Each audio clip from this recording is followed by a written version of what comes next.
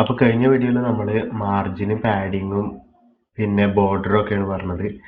ഈ വീഡിയോയിൽ നമ്മൾ ഹവറിങ് എഫക്ട്സ് പിന്നെ അതേപോലെ തന്നെ കേഴ്സർ മാറുന്നത് അതിനെയൊക്കെ കുറിച്ച് പറയാൻ പോകുന്നത്. അപ്പോൾ നമ്മൾ കഴിഞ്ഞതിൽ ഒരു ബട്ടൺ ഉണ്ടാക്കി വെച്ചിരുന്നു. അപ്പോൾ നമ്മൾ അതിൻ്റെ സ്റ്റൈൽസിൽ നമുക്ക് ഈ മാർജിനും പാഡിങ്ങും ഒക്കെ ഒന്ന് ഒഴിവാക്കാം.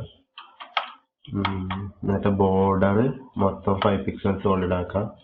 ഫോണ്ട് സൈസ് ഒരു 10 പിക്സൽസിൽ വെക്കാം. നമുക്ക് 10 അല്ല 20 പിക്സൽസ് വെക്കാം. അപ്പോൾ നമുക്കൊരു ചെറിയൊരു ബട്ടൺ ഉണ്ട് ഇവിടെ. അപ്പോൾ നമുക്ക് ഈ ബട്ടൻ്റെ മുകളിലേക്ക് ഈ കേഴ്സർ കൊണ്ട് നമ്മൾ പോകുമ്പോൾ ഈ ബട്ടന് ഒരു ചേഞ്ച് വരണം. അതായത് ഇത് ക്ലിക്കബിൾ ആണെന്ന് മനസ്സിലാവണം ആൾക്കാർക്ക്. അപ്പോൾ അതിനാദ്യം നമ്മുടെ കേഴ്സർ മാറ്റാൻ നമുക്ക് കേഴ്സർ ഇവിടെ ചേഞ്ച് ചെയ്യാം. അതായത് ഈ ബട്ടണിൽ കേഴ്സർ പോയിന്റർ എന്ന് കൊടുത്താൽ നമ്മുടെ കേഴ്സർ ഈ കയ്യിൻ്റെ സിമ്പിളാവും. അതായത് നമുക്ക് ക്ലിക്കബിൾ ആണ് എന്നുള്ള ഇത് മനസ്സിലാവും. പിന്നെ ഇതിന് കുറച്ച് വിഷ്വലായിട്ട് ഈ ബട്ടൻ്റെ മുകളിൽ നമ്മളിങ്ങനെ ഹവർ ചെയ്യുമ്പോൾ ചേഞ്ചസ് വരുത്താൻ വേണ്ടിയിട്ട് ഹവർ പറഞ്ഞൊരു സംഭവമുണ്ട്. അപ്പോൾ നമ്മളിപ്പോൾ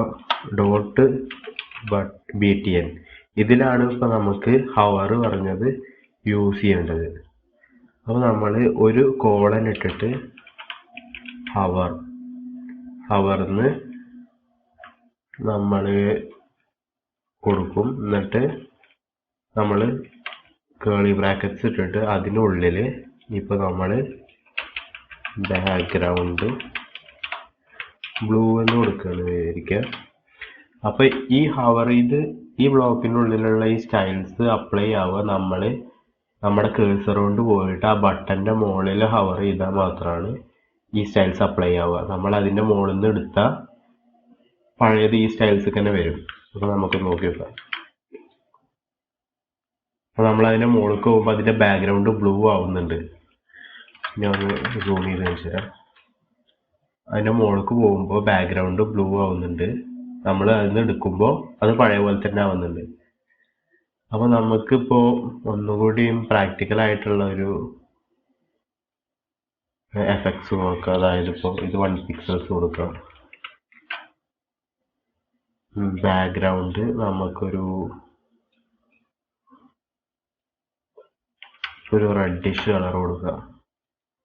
VS കോഡിൽ നമ്മൾ ഈ കളേഴ്സിൻ്റെ മുകളിൽ ഇങ്ങനെ വെറുതെ കേഴ്സർ കൊണ്ട് വെച്ചാൽ നമുക്ക് ഇങ്ങനെ കളർ ഇതിൽ തന്നെ സെലക്ട് ചെയ്യാം. അങ്ങനെ സെലക്ട് ചെയ്യാം RGBയിൽ. അപ്പോൾ പിന്നെ ബാക്ക്ഗ്രൗണ്ട് ഇങ്ങനെ മാറ്റുക. പിന്നെ ബോർഡറിൻ്റെ കളർ നമുക്ക് വേണമെന്നുണ്ടെങ്കിൽ ഇതന്നെ കൊടുക്കാം. നമ്മളിവിടെ കൊടുത്ത കളറില്ലേ അത് തന്നെ കൊടുക്കുക. ബോർഡർ അപ്പോൾ 1 പിക്സൽ സോളിഡ്. പിന്നെ ഈ കളറ് നമ്മൾ സേവ് ചെയ്ത് നമ്മളിവിടെ പോയാൽ ഇതിൻ്റെ ബോർഡറും ഇതിൻ്റെ ബാക്ക്ഗ്രൗണ്ടൊക്കെ ചേഞ്ച് ആവുന്നുണ്ട്.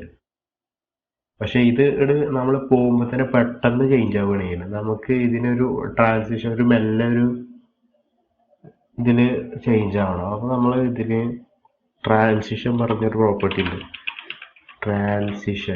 ട്രാൻസിഷൻ നമ്മൾ ഒരു 0.5 സെക്കൻഡ് എന്ന് കൊടുക്കുകയാണ് വിചാരിക്കുക. എന്നിട്ട് നമ്മളിതെടുത്താൽ അത് നമ്മൾ ഹവർ ചെയ്യുമ്പോൾ ഇതിങ്ങനെ വരുന്നത് ഉണ്ടാവും. ഒന്ന് സ്മൂത്ത് ആയിട്ടായിരിക്കും ഇത് ട്രാൻസിഷൻ വരിക. ആ കളറിലേക്ക് പെട്ടെന്നല്ലായിരിക്കും വരിക. അത് നമ്മൾ അതിന് എടുക്കുമ്പോൾ പക്ഷെ പെട്ടെന്നായിരിക്കും വരിക. അത് നമ്മൾ ഇതിലും ട്രാൻസിഷൻ കൊടുക്കണം. ഇതിലും നമ്മൾ ട്രാൻസിഷൻ കൊടുക്കുകയാണ് ശരിക്കും. ഇപ്പോൾ നല്ല സ്മൂത്ത് ആയിട്ടായിരിക്കും വരിക. എടുക്കുമ്പോഴും